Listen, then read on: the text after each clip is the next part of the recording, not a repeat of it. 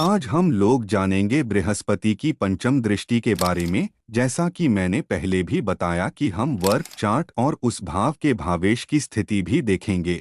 जिस भी भाव पर बृहस्पति की पंचम दृष्टि पड़ेगी, उस भाव से रिलेटेड आप एक एडवाइजर का रोल प्ले करोगे।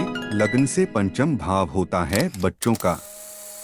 अगर बृहस्पति की पंचम दृष्टि ही पंचम भाव पर पड़ रही है, तो आप अपने बच्चों के लिए एडवाइजर का रोल प्ले करोगे। अगर पंचम दृष्टि द्वितीय भाव पर पड़ रही है, तो द्वितीय भाव से रिलेटेड अर्थात कुटुंब से रिलेटेड फैमिली मेंबर्स आपकी एडवाइस कंसीडर करेंगे, आपको एक आइडल मानेंगे। वो अपना दूसरा जो सबसे बड़ा ऑब्जर्वेशन है वह यह है कि बृहस्पति की पंचम दृष्टि जिस भी भाव पर पड़ेगी, उस भाव से रिलेटेड आप बहुत भाग्यशाली हो जाते हो। उस भाव से रिलेटेड चीजें आपको जल्दी मिल जाती है।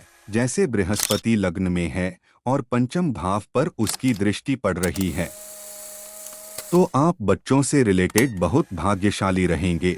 पंचम भाव का भावेश भी देखना पड़ेगा, साथ ही ग्रह की स्थिति भी, वह उदय है, अस्त है या वक्री। अगर बृहस्पति की पंचम दृष्टि लग्न पर पड़ती है, तो आपको बड़ी से बड़ी बीमारी क्यों ना हो जाए, आप उससे बाहर निकल जाओगे। अपने आप को ऊंचा ले जाने में आप बहुत भाग्यशाली हो।